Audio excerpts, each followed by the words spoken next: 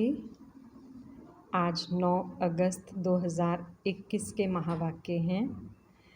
बाबा की मुरली का सार है, मीठे बच्चे, बाप और दादा की भी वंडरफुल कहानी है। बाप जब दादा में प्रवेश करे तब तुम ब्रह्मा कुमार कुमारी वर्षे के अधिकारी बनो। प्रश्न है, निश्चित ड्रामा को जानते हुए भी तुम बच्चों को कौन सा लक्ष्य अवश्य रखना है? बाबा ने कहा, पुरुषार्थ कर गैलप करने का, अर्थात विनाश के पहले बाप की याद में रह कर्मातीत बनने का लक्ष्य अवश्य रखना है।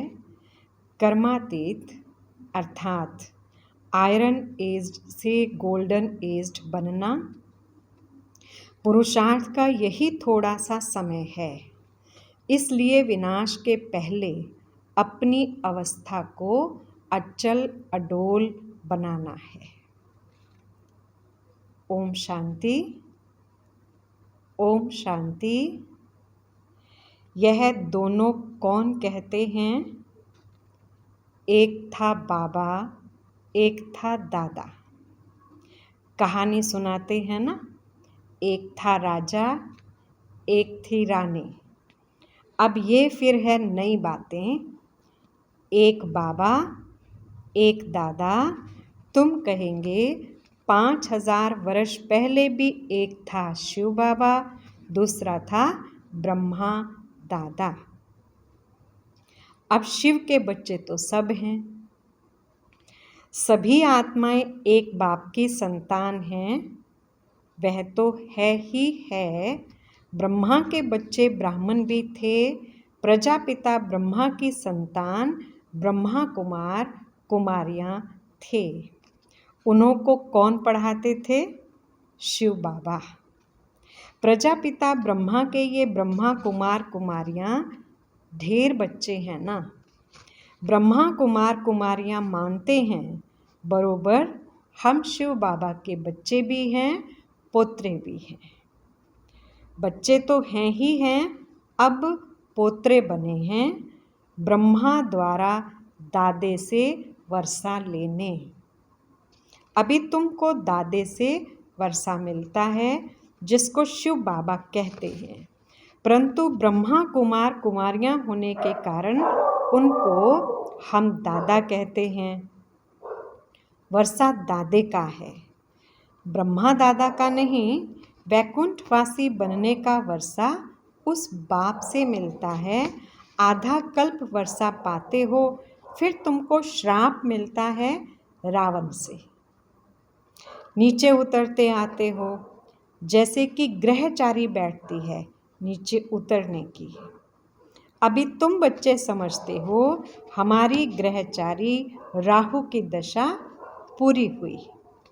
राहु की दशा है सबसे बुरी। ऊंचते ऊंच बृहस्पति की दशा, फिर राहु की दशा बैठी तो 5 विकारों के कारण हम काले हो गए। अब फिर पाप कहते हैं दे दान तो छूटे ग्रहण। है तुम्हारी बात। उन्होंने फिर सूर्य चंद्रमा का ग्रहण समझ लिया है। जब ग्रहण लगता है तो दान मांगते हैं। यहाँ बाप तुमको कहते हैं 5 विकारों का दान दो तो ग्रहचारी उतर जाएगी। इन विकारों से ही तुम पाप आत्मा बने हो। मुख्य है देह अभिमान। पहले ऐसे सतो प्रधान थे, फिर सतो रजो तमो बने हैं। 84 जन्म लिए हैं। ये तो पक्का निश्चय है, बरोबर देवताएं ही 84 जन्म लेते हैं। पहले उन्हों को ही मिलना चाहिए बाप से। गाया भी जाता है आत्माएं परमात्मा अलग रहे बहुकाल। सुंदर मेला तब हुआ जब सतगुरु मिला दलाल। बाप कहते हैं पहले पहले तुमको सतयुग में भेजा था। फिर अभी तुम ही आकर के मिले हो। आगे तो सिर्फ गाते थे, उसका यथार्थ अर्थ अभी बाप बैठ समझाते हैं। सभी वेद शास्त्र जप तप स्लोगन आदि जो भी हैं सब का सार बाप बैठ समझाते हैं। चक्कर तो बिल्कुल सहज है। अभी कलयुग और सतयुग का संगम है। लड़ाई भी सामने खड़ी है।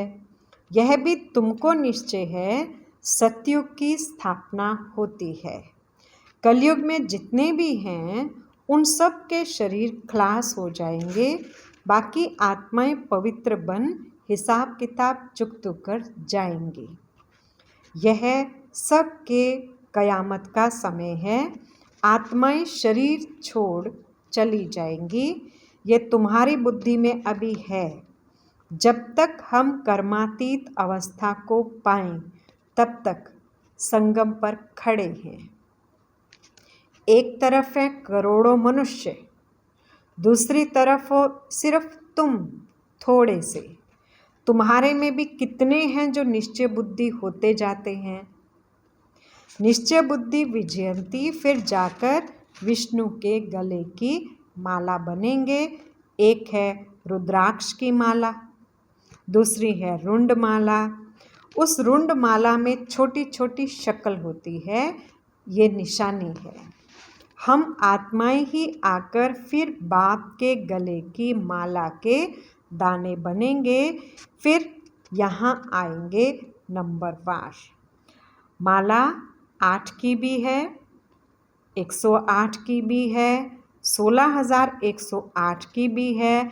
अब 16,000 हैं या 5-10 हज़ार हैं, उनका कोई हिसाब नहीं निकाला जाता। यह मालाएं गाई जाती हैं। बाबा कहते हैं, ये सब तुम क्यों विचार करते हो।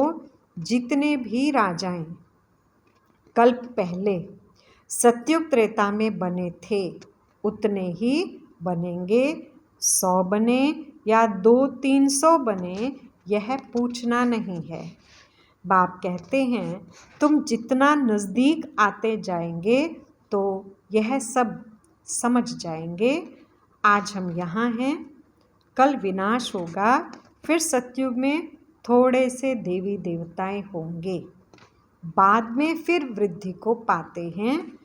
सतयुग के आसार भी दिखाई पड़ते हैं।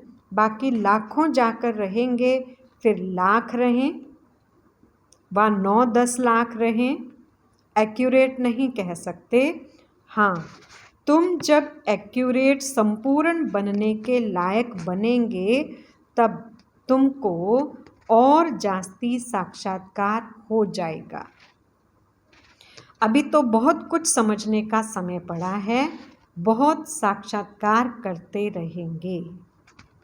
लड़ाई की तैयारियां भी बहुत होती रहती हैं।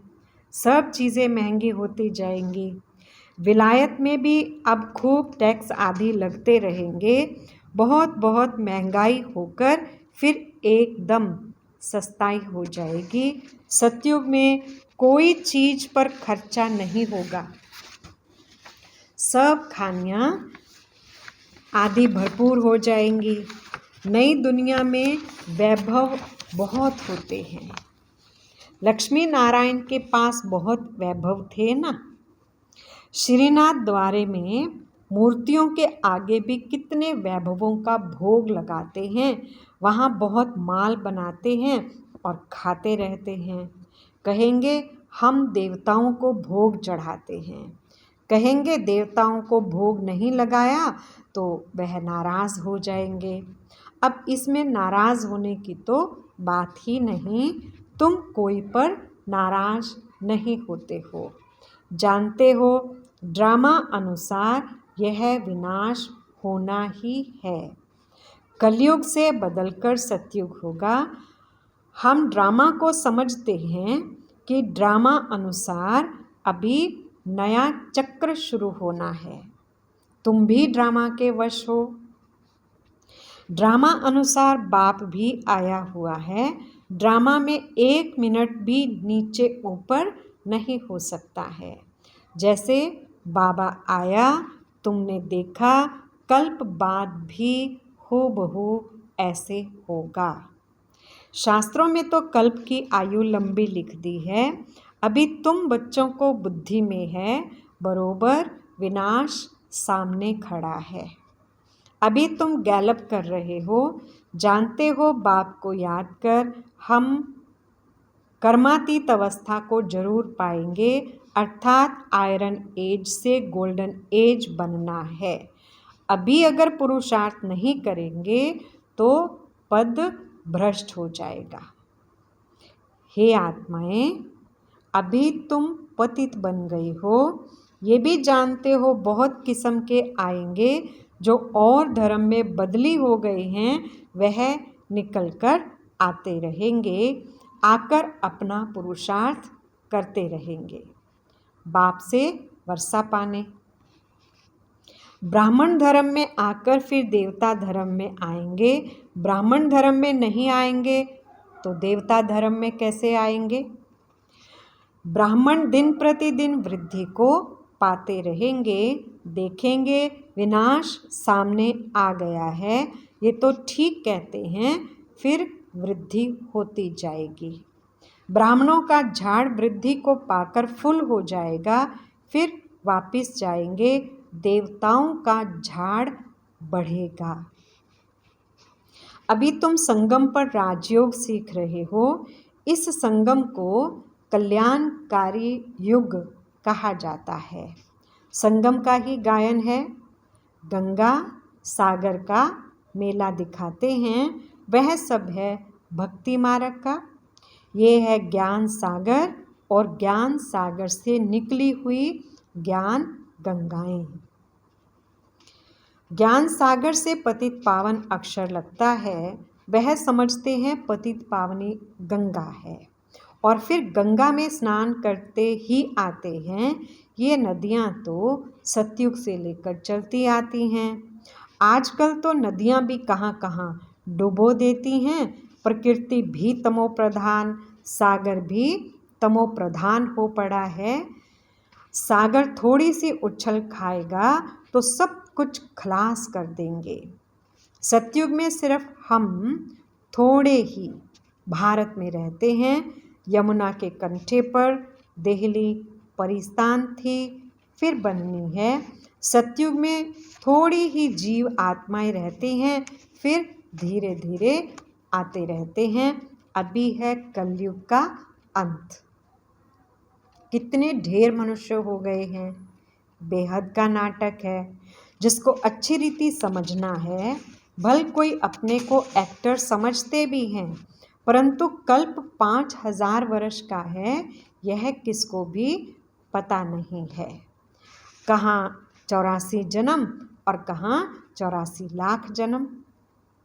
अभी तुम रोशनी में हो, तुमको बाप से वर्षा मिलता है। बाप कहते हैं मन मना भव। बाप को याद करना है। शिव भगवानुवाच, कृष्ण थोड़े ही ज्ञान का सागर है। भगवान की महिमा में और देवताओं की महिमा में बहुत फर्क है। बाप जो नई रचना रचते हैं, उनकी महिमा है सर्वगुण संपन्न, 16 कला संपूर्ण, संपूर्ण निर्विकारी, मर्यादा पुरुषोत्तम। अभी तुम ऐसे बन रहे हो। बाप की महिमा और इनकी महिमा में रात दिन का फर्क है। यह राजयोग है ना। गाया भी जाता है, भगवान राजयोग सिखाते हैं। वह है निराकार, तो जरूर निराकार से साकार में आना पड़े। भगवान की इतनी महिमा है तो जरूर आना पड़े। उनका जन्म दिव्य अलौकिक है, और किसका दिव्य जन्म नहीं गाया जाता। यह भी बच्चों को समझाया है। एक होता है लौकिक बाप, दूसरा है पारलौकिक बाप, जिसको ही भगवान कह याद करते हैं, और तीसरा है अलौकिक बाप। ये फिर वंडरफुल बाप है। जब पारलौकिक बाप बच्चों को एडॉप्ट करते हैं तो बीच में यह अलौकिक आ जाता है। प्रजापिता ब्रह्मा के कितने ढेर बच्चे हैं। शिव बाबा आकर ब्रह्मा द्वारा तुमको अपना बनाते हैं। कितने ब्रह्मा कुमार कुमारियां बनते हैं। लौकिक बाप को तो करके 8-10 बच्चे होंगे। अच्छा, शिव बाबा भी है पारलौकिक बाप, उनके तो अनेक बच्चे हैं। सभी आत्माएं कहती हैं हम सब ब्रदर्स हैं। अब इस संगम पर फिर अलौकिक बाप मिलता है। ये ज्ञान तुमको वहाँ नहीं रहेगा। प्रजापिता ब्रह्मा बाप मिलता ही तब है जबकि बाप आकर नई सृष्टि रचते हैं, तो यह अलौकिक जन्म हुआ ना। इनको कोई समझ नहीं सकते। वह लौकिक, वह पारलौकिक और ये है संगमयोगी अलौकिक बाप। लौकिक बाप तो सतयुग से लेकर होते आए हैं। पारलौकिक बाप को वहाँ कोई याद नहीं करते। वहाँ होता है एक बाप। हे भगवान, हे परमात्मा कहकर याद नहीं करते। फिर द्वापर में जब भक्ति मार्ग शुरू होता है तो बाप 2 होते हैं। संगम पर हैं 3 बाप। प्रजापिता ब्रह्मा भी अभी मिलता है।